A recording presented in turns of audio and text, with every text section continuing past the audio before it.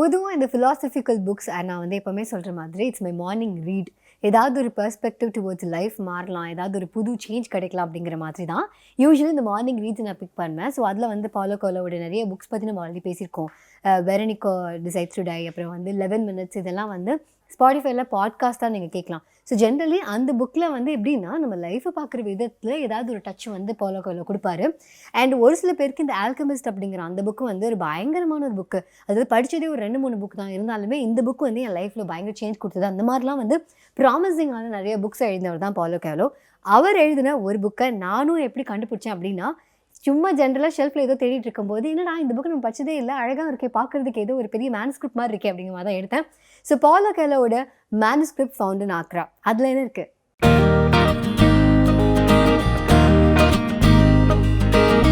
நம்ம சின்ன வயசுலேருந்து நமக்குன்னு தெரிஞ்ச ஒரு இடங்கும் போது தான் சேஃப் அண்ட் செக்யூர்டாக நம்ம ஃபீல் பண்ணுவோம்.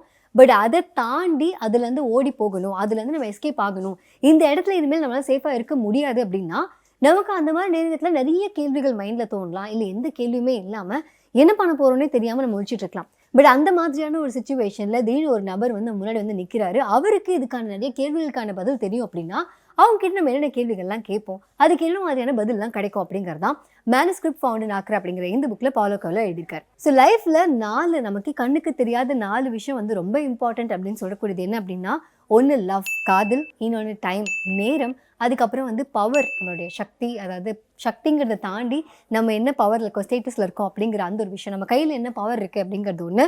4ஆவதாக சொல்கிறது வந்து டெத். ஸோ இந்த 4 விஷயங்களும் நம்ம லைஃப்பில் நிறைய இடத்துல நம்ம ஷேப் அப் பண்ணிகிட்டே வந்துட்டே இருக்கோம். ஸோ இந்த 4 விஷயத்தை தாண்டி நம்ம லைஃப்பில் நிறைய விஷயம் இம்பார்ட்டன்ட் நினச்சிட்டே இருப்போம் இல்லையா? அதை பற்றின கேள்விகளை மக்கள் வந்து ஒவ்வொன்றா கேட்குறாங்க. இதுக்கு அங்கே வந்து அவங்க பார்த்த அந்த ஒரு வைஸ் மேன் அவர்கிட்ட வந்து என்னென்ன பதில்கள்லாம் இருக்குது, அவர் மூலமாக வந்து பாலோ கோலோ வந்து ஒரு லைஃப்பை எப்படி வாழலாம் அப்படிங்கிறதெல்லாம் எக்ஸ்பிளைன் பண்ணுறாரு. ஸோ எப்படி இந்த பேண்டமிக் சுச்சுவேஷனில் நம்ம பண்ணக்கூடிய பெரிய நல்ல விஷயமே நம்ம எங்கேயும் போகாமல் வீட்டுக்குள்ளே இருக்கிறது அப்படிங்கிற மாதிரி சொன்ன மாதிரி இவங்க என்ன சொல்கிறாங்கன்னா, ஒரு சில விஷயம் இவங்க சொன்னது வந்து செம்மையாக இருக்குல்ல, அந்த மாதிரி ஃபீல் பண்ணதில் ஒரு முக்கியமான விஷயம் ஒன்று, ஒரு நாட்டுக்காக போராடுறோம், ஒரு இடத்துல போய் ஒரு பேட்டில் ஒரு போரை ஜெயிக்கிறோம் அப்படிங்கிறது ஒன்று. இன்னொரு பக்கம் நம்ம ரோட்டில் நடக்கும்போது ஒரு ஸ்ட்ரேஞ்சரை பார்த்து நீங்கள் ஸ்மைல் பண்ணுறது கூட ஆக்சுவலி ஒரு பெரிய விஷயமா இருக்கலாம் அப்படிங்கிற மாதிரி சொல்கிறாரு. ஏன்னா ஒருவேளை அவங்களும் என்னடா வாழ்க்கைது அந்த மாதிரி சுற்றிட்டு இருந்தாங்க அப்படின்னா டக்குன்னு அவங்கள பார்த்து ஒருத்தவங்க ஸ்மைல் பண்ணுறாங்கும் போது ஏதோ ஒரு ரெகக்னிஷன் கிடைக்குது, நம்ம லைஃப்லையும் யாரோ ஒருத்தவங்க நோட் பண்ணுறாங்க அப்படிங்கிற மாதிரி ஒரு குட்டி விஷயம் கூட லைஃப்பில் பெரிய சேஞ்சஸ்லாம் கொண்டு வரலாம் அப்படிங்கிற மாதிரி அவர் சொல்லியிருந்தார். லவ்வோ டெத்தோ இதெல்லாம் வந்து நம்ம என்ன தான் காலங்காலமாக வந்து இது இப்படியா இருக்கலாம் அப்படியா இருக்கலாம்னு சொல்லி நிறைய போயம்லாம் எழுதி எக்ஸ்பிளைன்லாம் பண்ணாலுமே இது எல்லாத்துக்குமே நமக்கு எல்லா நேரமும் வந்து காரணம் தெரியுமா, அதாவது அர்த்தம் புரியுமா அப்படின்னு கேட்டால் தெரியாதான். இதுக்கு வந்து யாரோ ஒரு நபர் வந்து அந்த மீனிங் கொடுப்பாங்க. இதுக்கு முன்னாடி வரைக்கும் லவ்னா எனக்கு புரியுங்க, அதாவது தான் புரியுது, அன்பு தானே அப்படிங்கிற மாதிரி நமக்கு தோணுனாலுமே அந்த வார்த்தைக்கான மீனிங் ஒரு நபர் வந்து நம்ம லைஃப்பில் வந்து அதை ஃபீல் பண்ண வச்சதுக்கு அப்புறமா அந்த மீனிங்கை தாண்டி நமக்கு ஒரு புரிதல் ஏற்படும் அப்படின்னு சொல்கிறாங்க. அதே மாதிரி தான் டெத்துக்குமே. டெத்துனா நமக்கு யாரோ ஒரு வீட்டில் நடக்கும்போது நமக்கு அது ஒரு நியூஸ் மாதிரி தான். பட் அது நம்மளை சுற்றி இருக்க ஏதோ நமக்கு பிடிச்சவங்க ஒருத்தவங்க இறந்து போகிறாங்க, இல்லை வந்து ரொம்ப அகோரமான ஒரு விஷயம் கேட்குறோம், இப்படி ஒரு சாவா அப்படிங்கிற மாதிரி நம்ம கேட்கும்போது தான் டெத்தோட மீனிங்குமே நமக்கு புரிய ஆரம்பிக்கும் அப்படின்னு சொல்கிறாங்க. இதனால் நமக்கு யாராவது ஒருத்தங்க வந்து ஹெல்ப் பண்ணணும்னு நினைக்கிறாங்க, இல்லை ஏதோ ஒன்று பண்ணணும்னு நினைக்கிறாங்க, உங்களுக்கு என்ன சிரமம், நானே பார்த்துக்கிறேன் அப்படிங்கிற மாதிரி நம்ம பண்ணுவோம் இல்லையா? இவர் என்ன சொல்கிறாருன்னா, யாரோ ஒருத்தவங்க நமக்கு ஏதோ ஒன்று பண்ணணும்னு ஆசைப்படுறாங்கல்ல, அதை அவங்க நீங்கள் பண்ண விட்டிங்கன்னா அது அவங்களுக்கு பயங்கர சந்தோஷத்தை கொடுக்கும். நிறைய நேரத்தில் நம்ம இந்த மாதிரி ஒரு சிம்பிளஸ்டான விஷயத்தை கூட நம்ம வந்து புரிஞ்சுக்க மாட்டேங்கிறோம். நம்மளோட அம்மாவோ இல்லை அப்பாவோ யூஸ்வலி நம்ம க்ளோஸாக இருக்க பீப்புள் வந்து நம்ம பண்ண வேண்டிய சில்லி விஷயங்கள் கூட நான் பண்ணணும்னு ஆசைப்படுறேன் அப்படி மாதிரி இருப்பாங்க. நான் உனக்கு ஊட்டி விட்றேன், நான் தான் உனக்கு எடுத்து கொடுப்பேன், நான் தான் உனக்கு மாத்திரை எடுத்து கொடுப்பேன், நான் தான் உனக்கு கேள்வி கேட்பேன், நான் தான் உனக்கு ட்ராப் பண்ணுவேன், அந்த மாதிரிலாம் சொல்லும்போது சரி நம்மளை பார்த்துப்போம் அப்படின்னு நமக்கு ஒரு பக்கம் தோணாலுமே இன்னொரு பக்கம் நீங்கள் ஒருவேளை அவங்களெல்லாம் நீங்கள் பண்ண விட்டீங்க அப்படின்னா அது அவங்களுக்கு சிரமம் கிடையாது, அதுவே அவங்களுக்கு பயங்கரமான ஒரு ஹாப்பினஸ் அப்படின்னு சொல்கிறாங்க.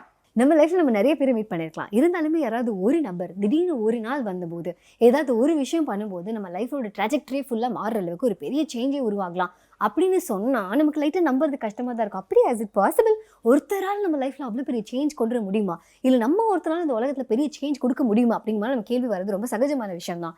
ஆனால் நம்ம எல்லாரும் தனிப்பட்ட நபராக கொஞ்சம் கொஞ்சமாக கான்ட்ரிபியூட் பண்ணி தான் இப்படிப்பட்ட ஒரு கிளைமேட் சேஞ்ச் இந்த மாதிரியான விஷயங்கள் நடக்குது அப்படிங்கும்போது நம்ம தனி நபராக பண்ணக்கூடிய குட்டி குட்டி விஷயங்கள் கூட நிறைய சேஞ்சஸை ஏற்படுத்தும் அப்படின்னு சொல்கிறாங்க. இது எல்லாத்தையும் தாண்டி நம்மளோட ஃபியூச்சர் எதை நம்பி இருக்குது அப்படிங்கிற மாதிரியான ஒரு கேள்வி கேட்கும்போது அவர் என்ன சொல்கிறாருன்னா, உங்களால் எவ்வளோ லவ் பண்ண முடியும், உங்களோட கெப்பாசிட்டி என்ன லவ் பண்ணுறதுக்கு, இந்த உலகத்தை, உங்களை சுற்றி இருக்கவங்கள நீங்கள் எந்த அளவுக்கு லவ் பண்ணுறீங்களோ அந்த கெப்பாசிட்டி உங்களுக்கு எவ்வளோ இருக்கோ அதை பொறுத்து தான் உங்கள் ஃப்யூச்சரே இருக்குது அப்படிங்கிற மாதிரி அவர் சொல்லி முடிக்கிறார்.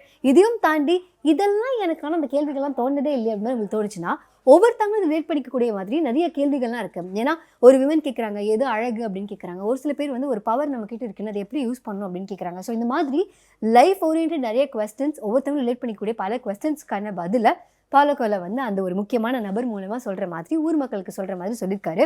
ஸோ ஒருவேளை if you are a fan of Paulo கோயலோனா இந்த புக் வந்து உங்களுக்கு பிடிக்கலாம். பட் இதையும் தாண்டி வெரோனிகா டிசைட்ஸ் டு டை, அப்புறம் ஆல்கெமிஸ்ட், அதுக்கப்புறம் வந்து 11 மினிட்ஸ், இந்த மாதிரி நிறைய புக்ஸ் வந்து ஆல்ரெடி நம்ம புக் ஷோவில் வந்து ரிவ்யூ பண்ணியிருக்கோம். நீங்கள் பார்க்கலாம் அப்படின்னா, கேட்கல அப்படின்னா ஒன்று ஸ்பாட்டிஃபைல பாட்காஸ்ட்டாக கேட்கலாம், இல்லை நம்ம புக் ஷோவில் வீடியோஸாகவும் நீங்கள் பார்க்கலாம். இந்த புக் உங்களுக்கு பிடிச்சிருந்தது, வாங்கி படிக்கணும் அப்படின்னு ஆசைப்பட்டீங்கன்னா ஒடிசியில் 15% டிஸ்கவுண்ட் இந்த புக்கு நீங்கள் வாங்கலாம். அதுக்கான லிங்க் கீழே இருக்குது.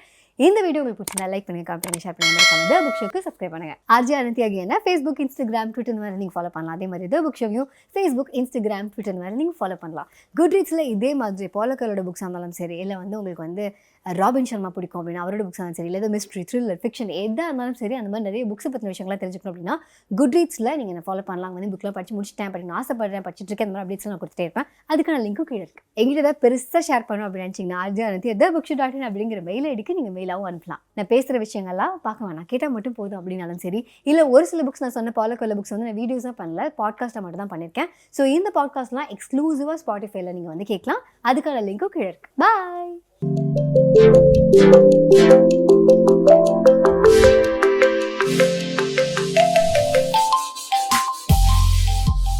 வாழ்க்கையை புரிஞ்சுக்கிறதுக்கு இந்த புக்காக படிக்கணும், நிறைய புக் இருக்கே, இந்த மாதிரி பெரிய லிஸ்ட்டே இருக்கே அப்படிங்கிற மாதிரி நீங்கள் ஃபீல் பண்ணீங்க அப்படின்னா எந்த மொழி எடுத்துக்கிட்டாலும் சரி, இல்லை எந்த ரிலிஜன் எடுத்துக்கிட்டாலும் சரி, எல்லா ரிலிஜன்லையும் எல்லா புக்ஸ்லையும் வந்து இந்த மாதிரி விஷயங்கள்லாம் இருக்க தான் செய்யும். ஆனால் அது நமக்கு புரிகிற மாதிரியான ஒரு லாங்குவேஜில் இருக்குமா அப்படிங்கிறதுக்கு தான் இந்த புக் ஆக்சுவலி. ஸோ உங்களுக்கு அதிலே செம்மையாக புரியுது அப்படின்னா நீங்கள் இந்த புக் படிக்க வேணாம். பட் இல்லை, அதோட சிம்பிளிஃபைடு வெர்ஷன் வேணும் அப்படின்னா நீங்கள் இந்த புக் வாங்கி படிக்கலாம்.